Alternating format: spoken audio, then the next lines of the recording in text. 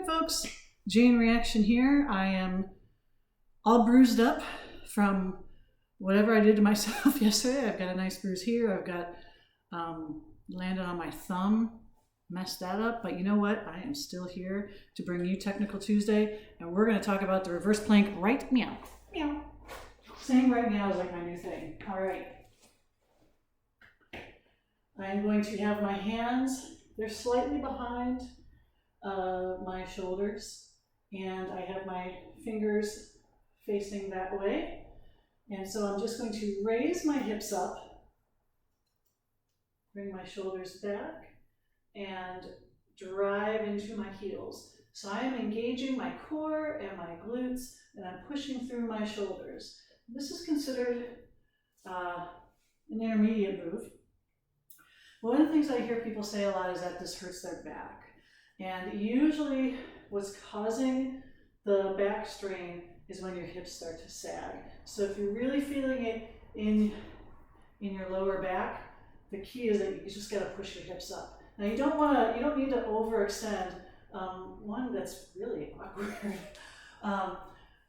As always, similar to a plank, you just want a nice line from your heels all the way up through your hips into your shoulders. So just raising your hips up. You want to have your head neutral spine, so the temptation is to look at your feet for no good reason. I don't want you to do that, just look at the ceiling and not, of course, letting your head go back.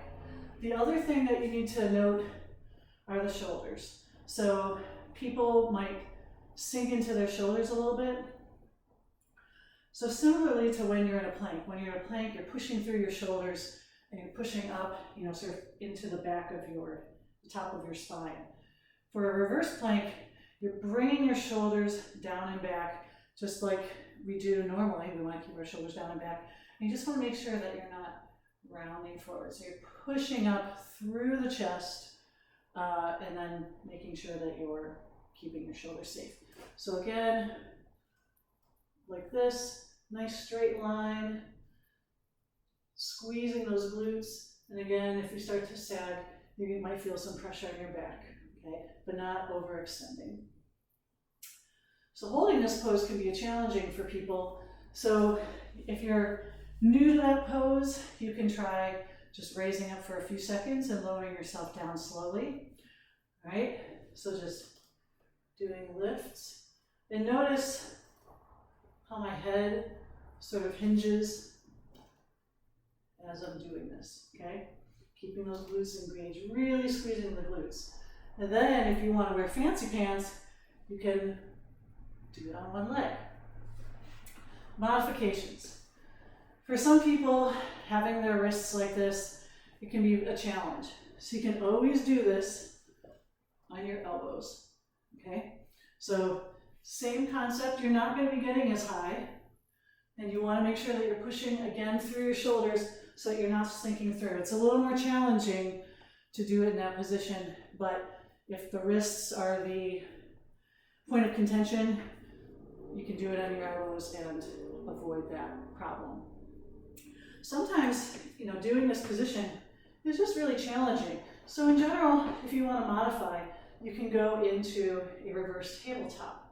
So again, not sinking into the shoulders, you've got to push them back. And that's going to be a very important key because, not pushing through it can lead to injury. So making sure that you do that. And then again, not letting your butt sag down, pushing those hips up. And you don't need to do some sort of weird archy thing, just keeping a nice flat tabletop position. Squeezing those glutes, really engaging. If you hold this for a while, oh goodness, you'll feel it. And that's just the modified. So reverse plank, you could do it on 2 feet. You can do it on your hands. You can do it on elbows. You can bend your knees and turn it into a tabletop. All of these things will help you work on your core, especially work on your glutes, and also just get a good workout. So now you know the moves, now you know how to modify them, and I will see you next time. That's all I got today. Bye.